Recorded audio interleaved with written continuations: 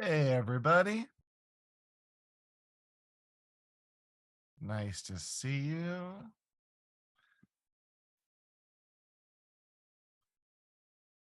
Welcome, welcome. Welcome to those who were with us 2 weeks ago. Welcome to those who joined us in the intervening time.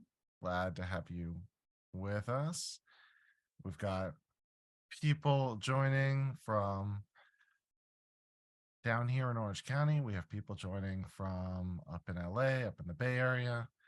We have people joining from all over the place. It's really good to have you all with us. And look, there's Leah joining us from Japan. We just took the prize for person who traveled farthest to be here today. Um, Welcome, everybody. There's Rachel Gold in Tulsa, Oklahoma. Hi, Rachel Gold in Tulsa, Oklahoma. What a lovely treat. Were you here the first time? Well, that's such a lovely treat. Um, Nice to see you all. I'm giving you just a minute for people to show up on Jewish time, um, making their way. Thank you for skipping the State of the Union for this. Um, you can get the highlights later on. He's going to say some things. Half the room is going to clap. The other half is not going to clap. So, yeah, it's going to be great. I'll watch the highlight reel on YouTube. Um, Fabulous again to have you all with us. If you would be so kind as to check in the chat if you haven't already, and just drop into the chat your name, where you're joining us from, and if it's your first time, if you weren't here last time, how you made your way here. Have we learned together in the past? Are you a CBI congregant? Just helpful for us to see who is here with us as people make their way in.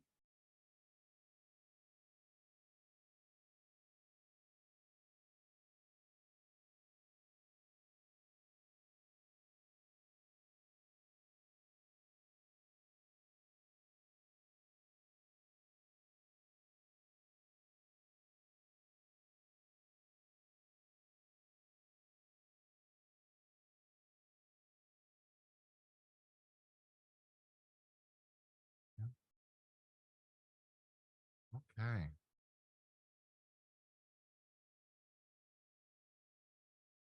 Well, very glad to have you all with us. And we only have an hour together, so want to get started. And if more folks come to join us later on, that's great. But here we all are. So just a word about the intention behind this class. This class was born out of my Kol Nidre sermon here at CBI, which, as I've been trying to introduce myself to this community, I wanted to introduce myself through the lens of text. What are the texts that have been and continue to be the most important, the most formative for me? And so I gave a sermon which I laid out the one text I said in my rabbinical school interview that I wanted to teach for the rest of my life, which was the Mishnah from Sanhedrin about what it means to be made in the image of God. And I said that that was the one answer that I gave in that rabbinical school interview, lo, these many years ago, that I would not revise. That is still the text that I find to be the closest to my heart, the closest example of a core text for me. But that is hardly the only core text for me. As I spent some time preparing the syllabus for this class, I got to revisit texts that were important to me in my growing up, texts that were important to me in college and in Hillel and the Jewish Outreach Center at UCLA, where I really found my interest and love in traditional text, texts that became important in rabbinical school, texts that are associated with particular teachers who have had formative impact, and texts that I continue to discover and add to my treasure box of things that I hold close. So this class has a little element of autobiography, which is a little bit more self-focused than I'm used to in teaching, but I want to share a little bit from me and why these texts matter to me. And also, hopefully, it's an invitation to consider the much more important thing than what matters to me, which is what matters to you. What are the texts that sit at the core of your identity, of your personality, of your values in the world? Some of our texts may come from quote unquote religious sources. Some of our texts come from sources that we think of as secular, from poetry and literature and music. Um, but as one of my teachers, Rabbi Sean Fieldsmeyer, is fond of saying, it's Torah world, it's all Torah.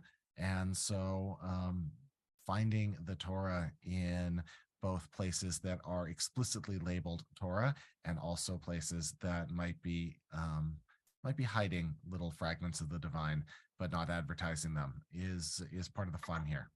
So in our first class together, if you were here with us, this is a review. If you just joined us, unfortunately it didn't record last time, so this is just the on one foot version. We looked at the first biblical text that I ever took seriously, which was because it was the text that I studied for my bar mitzvah. I was a Lech Lecha kid. I got the third Torah portion of the Torah, in which Abraham is told to leave his home and go out and seek a new place and make a life for himself there and become a blessing. And I, of course, wrote a tremendously self-important Devar Torah at 13 about how I was like Abraham, going out to seek my fortune in the big world and how I would be a blessing. And I found it some years ago in my parents' garage, and it was just about as cringy as you can possibly imagine. I hope that my Devar Torah game has gotten a little bit better since then, but everybody has to start somewhere. So we looked at that text and we looked at some of the big questions that come out of it, of what does Lech Lecha mean, to go out, to go in, to go for the sake of one's self or for the sake of something. We talked about the concept of going to an unknown place and times in our life that we have set out for an unknown place, but we are not running from something. We're actually going towards something. And people shared some pretty remarkable stories in the chat of their own journeys out into the world. We talked about what it means to be a blessing. We then looked at a midrash of Abraham's journey, framed through this really powerful and enigmatic image of the Bira Doleket, of the burning palace or the illuminated mansion. This two-word phrase that can mean either of those things, either the palace on fire or the mansion on the hill.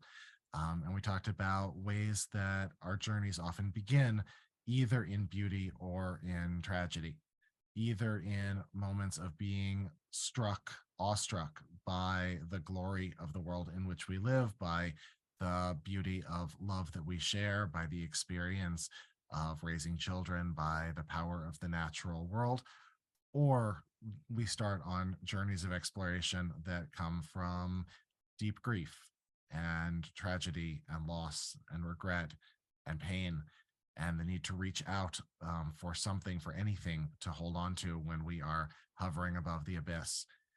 And that those two sides of the coin, those two types of journeys that start from beauty and journeys that start from pain, are in some way spiritually rooted together in the mystery that we think of as God. That there is an authentic truth in both of those kind of journeys that seem to mirror each other.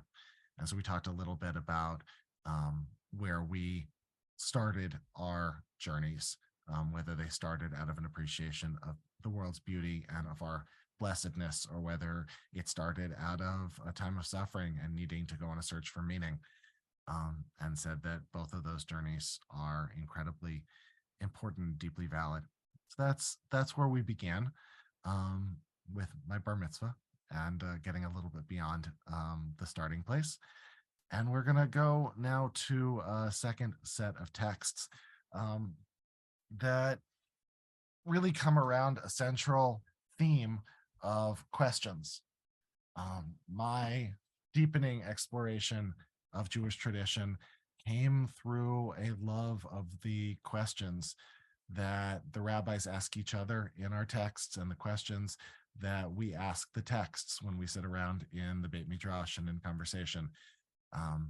Many of you know through the Introduction to Judaism program. And maybe the most consistent thing that I heard as people were in the process of falling in love with Judaism was that they were being drawn by Judaism's love of and respect for questions.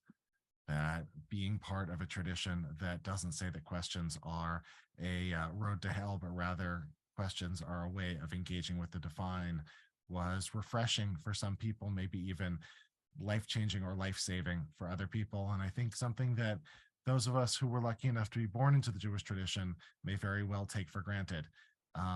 We who from the earliest age, when we were the youngest kid at the Seder table, were taught to ask the four questions, might not know that it's actually quite revolutionary to root a religious tradition in a process of questioning and of wrestling. And so, I know for me in my own journey, having that freedom and discovering these questions and discovering in myself new and fresh questions that I didn't even know were there has always been the beginning point of deeper exploration. So I want to read together some text, one from the Torah and two from modern philosophers that explore this theme of questions and questioning. I last time wasn't able to put you into breakouts. I had my settings all messed up. And so you just had to listen to me talk for the entire hour. I want to try to avoid that this time. And I want to give you opportunity to talk and learn from each other. Just looking at the screen, there is incredible assembled brain power here and widely diverse backgrounds. And so really want to do us all the service of being in conversation with each other rather than in passive listening mode to this rabbi droning into his little green light for an hour. So we're going to break off into breakout rooms in just a few minutes. And in that breakout room, I'm going to invite you to look at a text. This is the text from Exodus chapter 33, in which Moses turns to God and says, I would really like to know who you are. That text I sent out via email about an hour or two ago. Hopefully you all have it. If you don't have it, hopefully you can grab it, because once we go into breakout rooms, I can't share a screen. I will also put this into the chat, which I know only works for people who are doing this on a laptop or desktop. It's not going to work if you are on your phone. But if you are on a laptop or desktop, you should be able to see in the chat the text and should be able to download it. So either you should be able to get it from the email, or you should be able to get it from the chat box, or at very least somebody else in your group will have it, and you can go from there. I'm going to give about 10 minutes for you in groups to read this text together. Please don't go on to the next text. So just go with the first 2 pages of the handout and to look at it and to ask questions of it. And in particular, to think about what is the connection between the question that Moses is asking God, God's kind of enigmatic response back, and our overall tradition of being a question people. Okay, ready for it? If you haven't done this before, pop-up is about to come onto your screen, inviting you to join a breakout room. It is always a good sign when almost everybody needs to be yanked back at the end of the 60-second countdown clock. That means that good Torah conversation is happening. And this text certainly has more than 10 minutes worth to talk about. Let's go through it together and talk a little bit about Moshe's questions and also about God's kind of enigmatic answers. We'll definitely want to hear from you as we go. So feel free, I'm going to be monitoring the chat. Feel free to add in thoughts or questions in the chat. Also feel free to use the raise hand function, and let's get some voices in here as well. The raise hand function with a big class is going to be really helpful so that we don't talk over each other. So here we are in Exodus 33. We are in the aftermath of the story of the golden calf. God and Moses are having an exchange inside of the tent of meeting. And when Moses would enter the tent, the pillar of cloud would descend and stand at the entrance of the tent while God spoke with Moses. So only Moses could go in there, and everybody else was on the other side of the cloud. When all the people saw the pillar of cloud poised at the entrance of the tent, all the people would rise and bow low at the entrance. God's in there. And God would speak to Moses face to face as one person would speak to another. And here the Hebrew, Vidaber Adonai el Moshe, and God would speak to Moses, panim el panim, face to face. Ka'asher yedaber ish el re'ehu, just like a person would talk to their friend. So we start with this image of God and Moses in face-to-face conversation. And then the text makes this abrupt shift that says, actually, by face-to-face, we don't exactly mean face-to-face.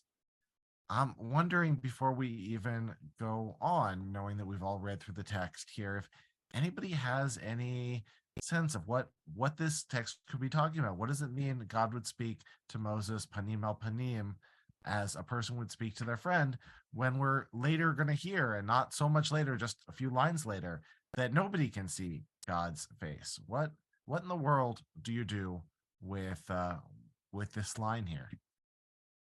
Yeah, David's just posing the question right there in the chat. How can they speak face to face? God tells Moses he can't see God's face. So what's possibly going on here? David wrote into the chat, David Israel, it's what the people perceive from outside the tent. People who are outside the tent assumed that inside the tent, they were having this intimate private conversation, but they were on the outside of the pillar of cloud. Tom said, could be texting casually rather than a Zoom chat. With brutal honesty, says Dina. Face-to-face means brutally honest. That's a really interesting possibility. Let's hear some voices. Alex and Megan. Yeah, I was just thinking, maybe it means like talking to Moses as an equal, like face to face, as opposed to as a, an imbalance of power with, God to a person. Face to face in this context, meaning in a real give and take kind of conversational mode, as opposed to the booming voice coming down from on high. We read that when God speaks at Mount Sinai, all of the people retreat in fear from the sound of this booming voice. And even one midrash says, when the voice comes out of heaven, literally the entire people of Israel drops dead in that moment from having heard God's voice. And God kind of looks around and says, oops, and has to revive the people and then try again, communicating through Moses, because the rest of us can't hear the voice. So a level of unheard of, otherwise, equality and receptiveness, says Alex. Yeah, Carol and Bev. This is less theologic and more maybe historical, but aren't there supposed to be 4 different writers of the text, if you don't think it all really came from Mount Sinai? And maybe this is one of those passages where they combine different writers. This sure looks like these are 2 different traditions that are being woven together. One tradition that says Moses talks to God face to face, and another tradition that says you can't talk to God face to face. But the question that always comes next after one brings a solution from the fact, okay, these are 2 different sources, is, okay, but somebody edited these together and felt like they could put them side by side, and that probably wasn't just that they didn't notice that they were 2 traditions. Somebody still chose to include both of these traditions. So maybe they come from different traditions, but what do we do with the juxtaposition? Still remains as a question. Laura and then Helene. Yeah, I don't know, but what struck me, just given the other text that we read, was like with no intermediary, right? So like there's not like, I think I read somewhere that like the definition of an idol, or why like idolatry is bad, is it's like an intermediate anything that is an intermediary between us and God as like a way to talking to God is just an idol. And that actually what Moses is asking in the second text is like, stop making me an intermediary. If we're your people, you need to talk to us directly, talk to the people directly. And so maybe just face to face is really about this kind of unmitigated, like direct conversation between God and human, which is actually like pretty crazy. By contemporary measures, like does feel quite different, right? Like we're talking about having a live phone conversation with God, which I feel like not everyone talks about as being an essential part of the faith. And not having to go through God's people to get at God. And the idea that the person who is most in danger of becoming an idol themselves is the prophet. Or in the contemporary world, I suppose that would mean the clergy, right? There is, I get all the time, Rabbi, please pray for me, which is really truly like heartfelt and so profoundly Jewishly complicated. Because if we believe that we have direct line, then my line is no more, your line is no more long distance than my line. Long distance is an antique concept, but it's the idea that an intermediary is an idol, actually just like a really important and sometimes challenging point. Helene and then Leah, and then we're going to move on a little bit. Okay, so mine's not so deep, but have you ever talked to someone that you all the time, like you haven't seen them, you don't know them, and you talk to them and you have a vision of what they look like in your head, and then you meet them and they either look like it or they don't look like it? So, I mean, it could be, we don't know how Moses and God speak to each other. It could be like the voice in the head. It could be the voice from the clouds. It could be however, but this is how Moses is imagining. Like Rabbi, when you talk to Gracie and she's far away, you see her face when you're talking to her, even though you're not seeing her. So when you're talking to somebody that you know or you don't know, you are imagining and like feeling that person, even though they're not necessarily in front of you. So if you shut your eyes, you can, imagine that they're with you and you see them kind of, that's your face to face. Beautiful. I don't know why you prefaced that with not deep. That's beautiful. Thank you, Leah. Okay, I think one of the very interesting and great things about Moses is that right from the beginning, he's positioned so that he can never be idolized. He can never be worshipped. He's flawed. He's inarticulate. He's a murderer. He's an old man. Has a lot of internal conflict. He seems to be a lousy husband, not a great father. Just dripping mortality and bumbling and not quite one or the other. He's not quite an Israelite. He's not quite Egyptian. And, icing on the last thing, cherry on top, is that nobody knows where he's buried. So we can't even go there and bow down to our greatest teacher, our greatest prophet. So I think just what I said. I have nothing else to say. So clearly this panim el panim, like anything in the Torah, and particularly anything when we are talking about God, is language which can be understood more metaphorically than literally, can be understood to be saying something about the nature of relationship, about the nature of connection, rather than a literal picturing a face. But in case we need that drilled home, we get that in the next few passages. Moses said to God, "See, you say to me, lead this people forward, but you've not made known to me whom you will send with me. Further, you've said, I've singled you out by name, and you have indeed gained my favor. Now, if I've truly gained your favor, pray let me know your ways, that I may know you and continue in your favor. Consider, too, that this nation is your people."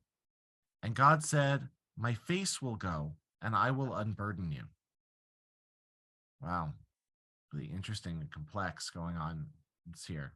Right? Moses is expressing a degree of insecurity, a degree of doubt, not doubt in the existence of God with whom he is talking, but doubt as to the nature of this God, doubt as to his worthiness, Moses's worthiness to the task, which has been a consistent trope in Moses's life and self-understanding, and also doubt in where God will be through all of this. How can I trust you? How can I know you if I don't really know who you are or how you act? And God is saying back, my face will go with you and I will unburden you. Any takes on that response? My face will go with you.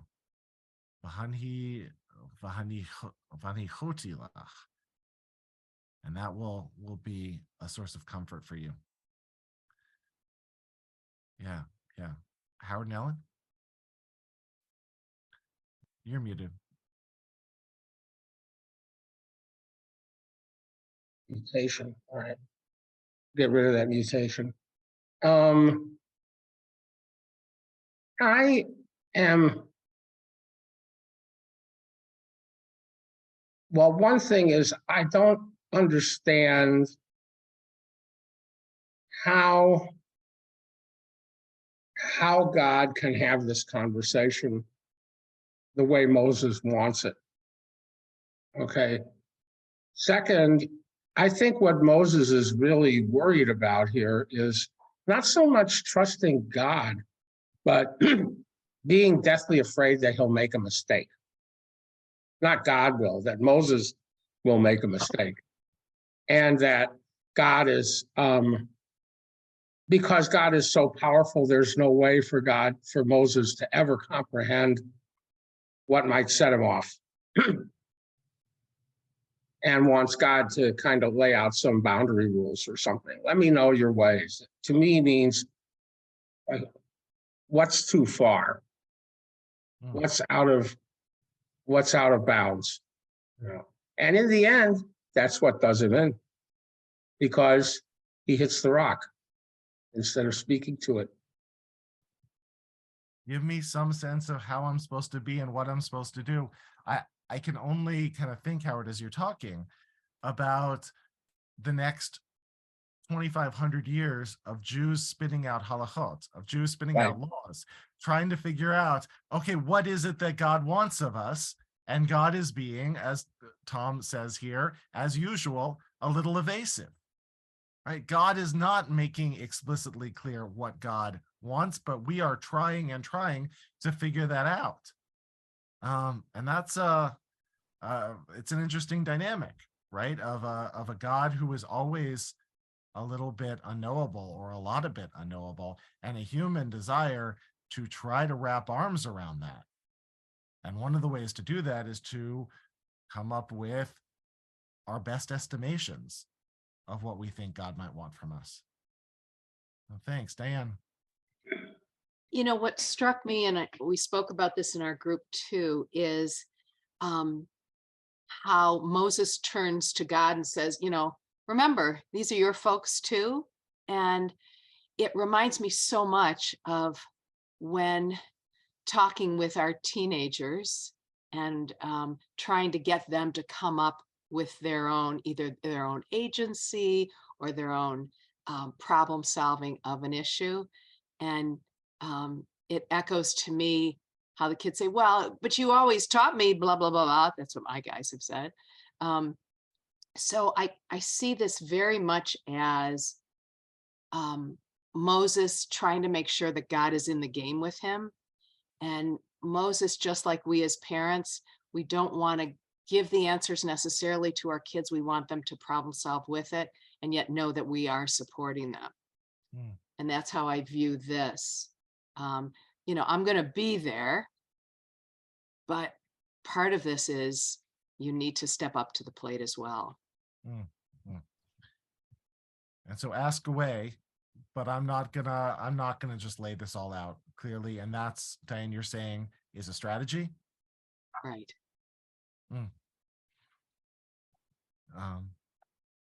I was just working with one of the very best parts of my job is coaching B'nai Mitzvah students, helping them prepare their Divrei Torah. And I spend a lot of time doing it, partially because I love it, and partially because it's the greatest opportunity I have to become the teens in our community's rabbi, to really get to use this opportunity to learn together, and partially just for the wonderful questions that get harvested. So I was just sitting with a very quiet 12-year-old girl who trying to draw things out of, and talking about why God has gotten so quiet, why God doesn't behave the way that God behaves in her parsha in Exodus, where God is acting all over the place, and she was talking about the ways in which she feels that she is given more and more space with each passing year to try to find her own way, and that is both frustrating and empowering. And frustrating and empowering, I feel like, could be on God's business card. Hi, I'm God. I am frustrating and empowering. Let's take a look then at sort of the climax of the scene. So Moses is asked to know God's ways, and God has responded back with reassurance, but not necessarily clarity. And then Moses pushes one step forward. Let me see your kavod. Let me see your glory. Let me see your majesty. Let me see your presence. It's a word with many possible meanings. And God answered, I'll make all my goodness pass before you, and I'll proclaim before you the name of Adonai, and the grace that I grant and the compassion that I show. Continuing, but you cannot see my face, for human being may not see me and live. And God said, see, there's a place near me. Station yourself on the rock, and as my presence passes by, I will put you in a cleft of the rock, and I will shield you with my hand until I've passed by. But then I'll take away my hand, and you will see my back. But my face must not be seen. So what did you do with this in your group? What is the difference between seeing God's back and seeing God's face? Why does God agree to partial disclosure, but not full disclosure? What do you think is going on here?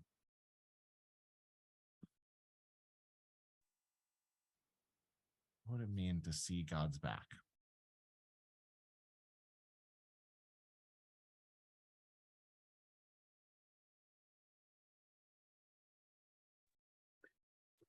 If I may, are we supposed to be typing this into the chat or just? You can type or you can come with your voice.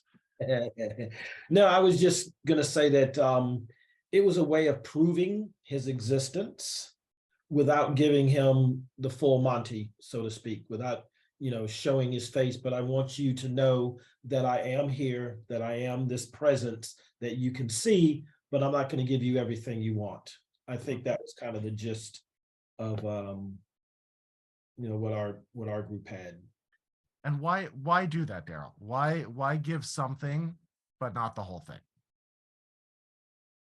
I think faith was maybe one of the last couple of words that was mentioned as we were counting down in the seconds we had left. So if somebody can recall specifically what that was, go ahead and help me here. But that it allowed him to have faith, and maybe passing that message on, because everybody's now behind this little cloud that keeps them out, where God and Moses are inside, but Moses is still going to have to go out and lead these people across, and why should they follow him if he can't articulate what message was going on between him and God, and what he looks like, and other things like that? Then maybe people he was afraid. He was scared that he didn't know I don't know what you want from me. You just want me to just blindly follow you and just do this because you tell me? Or, I need a little bit here to help me have faith that you are, what I know you are, but I need to see something. But God still had the upper hand and said, I'll protect you. I'll shield you. You can't see my face, but you'll be able to see the back of me. You get something. You get a validation of God's presence, but not necessarily the complete picture of God's essence. And that's why teaching. One commentator talking about the experience of revelation at Mount Sinai, says that all God said at Mount Sinai was the first word of the 10 Commandments, Anochi, which is I am. And everything else we filled in. All that God provides is I'm here. And the whole rest of that, of the laws and the rules and even the experience of revelation, is all human beings filling in what comes next after the first I am. That's the back, but not the face. I have a question. Yes. Aslam here equals. But later, right? I was just reading, God talks to Moses face to face, right? In front of the tent.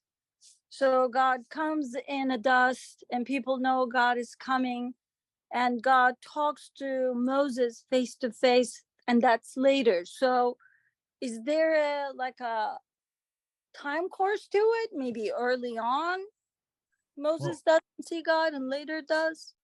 Yeah, Aslam, I think you actually just joined a few minutes ago, which Yes, I apologize. no, not to worry at all. But we were actually just looking at it. It doesn't come later, it comes right before.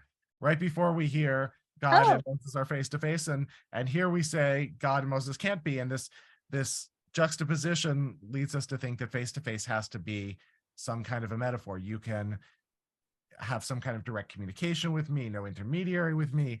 You can be open, and I think somebody said brutally honest with each other, but it can't be a literal face to face, because as we're seeing here, God says that's too much. So there's a dance between these two poles. Aviva and then Leah. Like with my group, we were talking, like I tend to take things like in a very literal sense with the imagery and thinking, of course my dogs start barking, sorry. With you know, seeing God's back and following God, you know, anytime that you are following someone, that's what you see, right? That is what you see. And if you, I'm sorry, I'm just having to adjust my house for a second. That's what you get. That's the view you get. And, you know, in talking with my group, we were also discussing, you know, had Moses been able to really see the face, see the image of God, whatever that means, you know, would that have elevated Moses too high amongst the Israelites, this person who is also supposed to be incredibly humble and, you know, the person that we also don't know where he's buried and, you know, things of that nature. To be a human is to not know. That comes back to the very first tree in the Garden of Eden. To be a human is to have some unanswered questions. And maybe Moses couldn't see the face and continue to be Moses for the people. It's really interesting.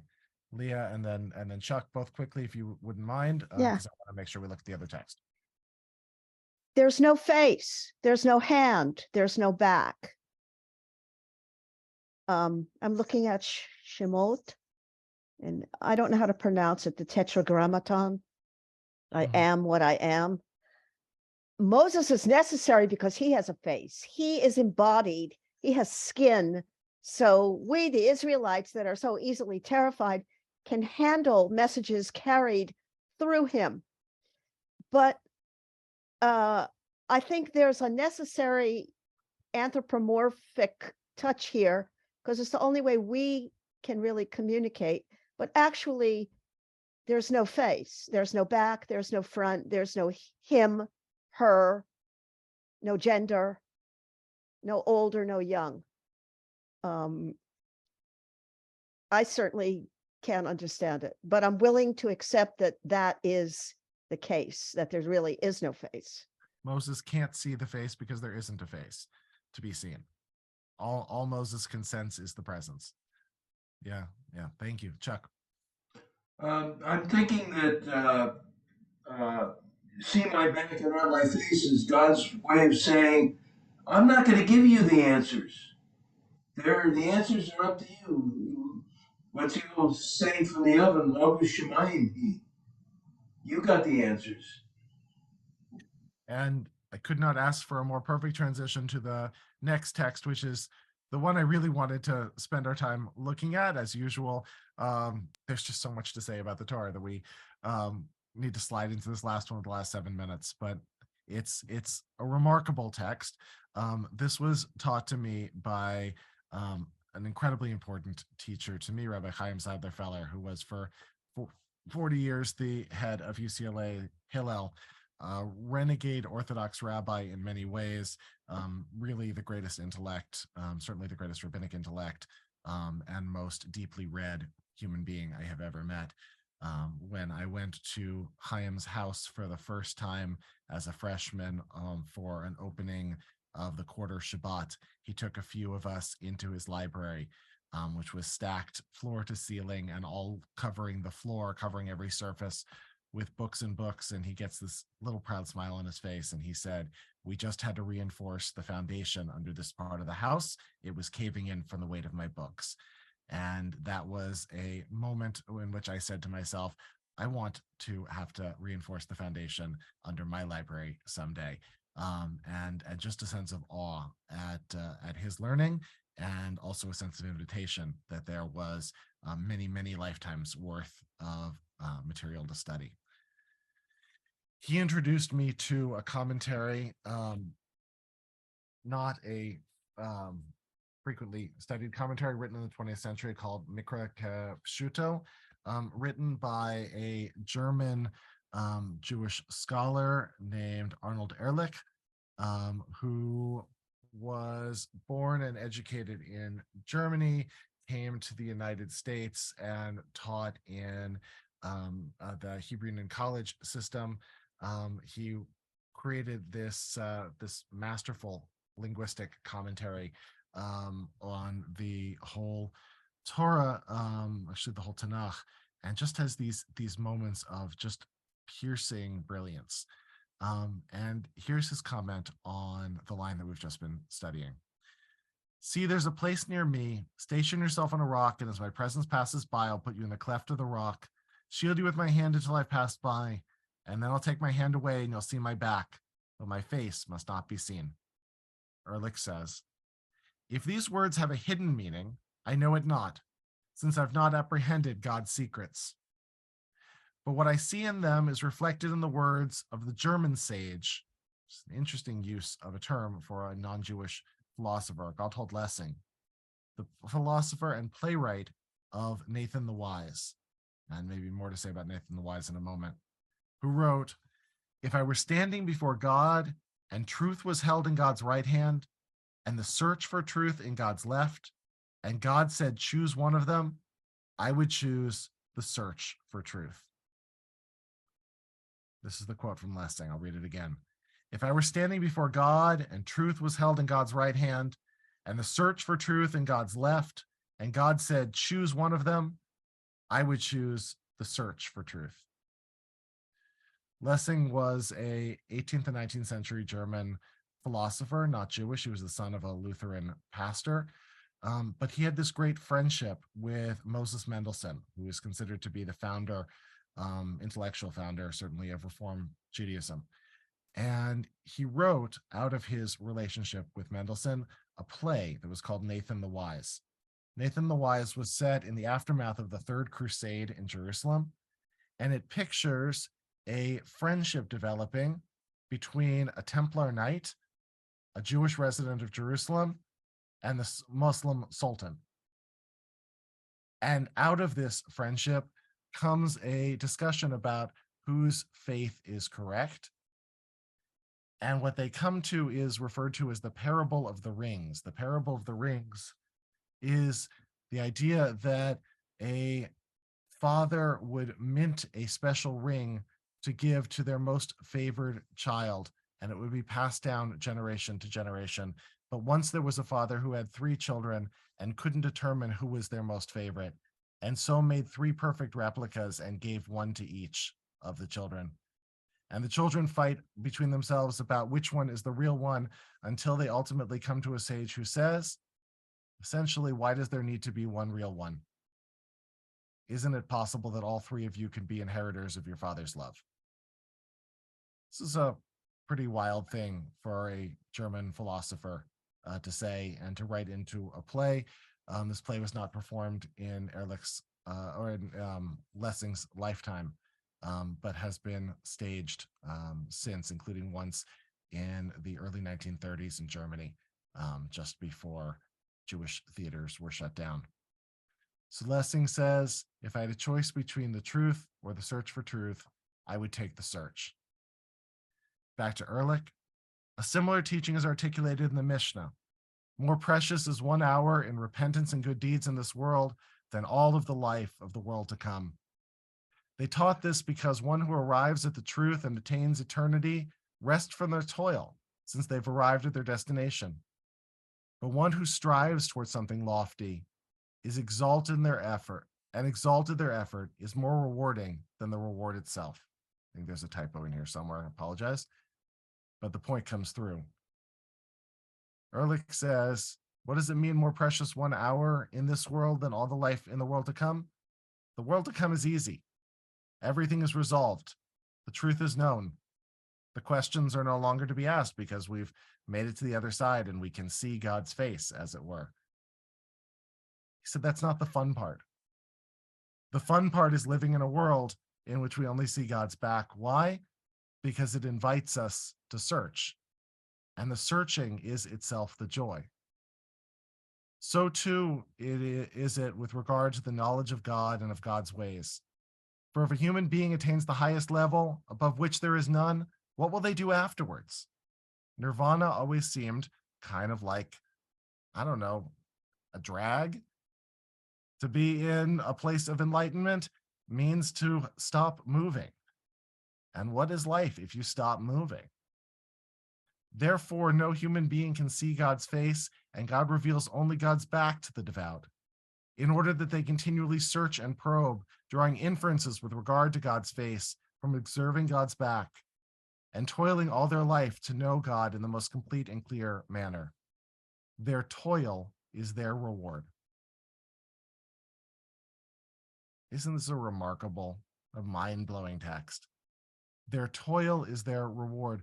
The point isn't the arrival. The point is the journey. The point isn't attaining a state of enlightenment. The point is being in constant questioning. What does it mean you can't see my face, but you can see my back? Means that we are being beckoned to come ever closer, knowing that we're not going to get the full picture. And that mystery is what makes the joy of the process. I think there is something here similar in what it is to really love another person. To love another person is not to uncover all of their mysteries, but to be in a constant state of coming closer and closer to knowing another person's essence. It's not to say I know you fully, but rather to say I want to spend the rest of my life getting to know you fully. And if that metaphor of a love relationship with another person can be extrapolated to a love relationship with God, then a love relationship with God is not to ever think that we can wrap our arms completely around God. If we can't wrap our arms completely around another human being, how much the less can we wrap our arms around the mystery of the universe? But rather to say, I would love the opportunity to spend my life trying.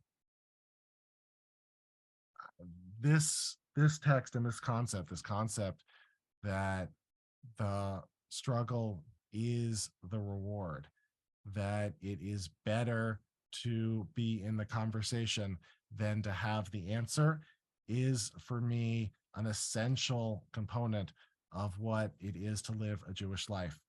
That is sometimes frustrating. I was teaching the Hebrew high school students some Talmud this week, and one of the 14-year-olds just threw up her hands and said, why? Can somebody just give us the answer already? And I confess to feeling that more than from time to time. Would be nice if somebody would just come along and give the answer already. But it also wouldn't be nearly as interesting. It wouldn't be nearly as fun. It wouldn't be nearly as worthy of a way to spend a life. Here, answers are, in a sense, cheap, but questions are profoundly precious. And so as we're concluding this second session of Essential Texts, I know myself to be a questioner. I know many, many of you to be questioners. I think it is the questions which brings us together. It is the work that makes the meaning. And a God who says, you can't see my face, but you can only see my back, is a God who is inviting us to a very long relationship of striving to get closer and closer without any promise. In fact, with the opposite, that we're never going to completely exhaust the mystery. And that's not only okay, that's actually the essence of the thing. So I'll close here. You have the text distributed out to you. Unfortunately, the Mikra Pshuto is not translated, so it is findable, but in Hebrew. Anybody who wants to make a chavruta and study together a little bit of this, I would be quite interested. Drop me a line. And when we get back together in 2 weeks again, we're gonna keep asking some questions and talk together about the concept of rational mysticism. What does it mean to possess a rational mysticism? And we're going to do some Maimonides together. So what to look forward to in a couple of weeks. Thank you all for joining. Good night. Thank you.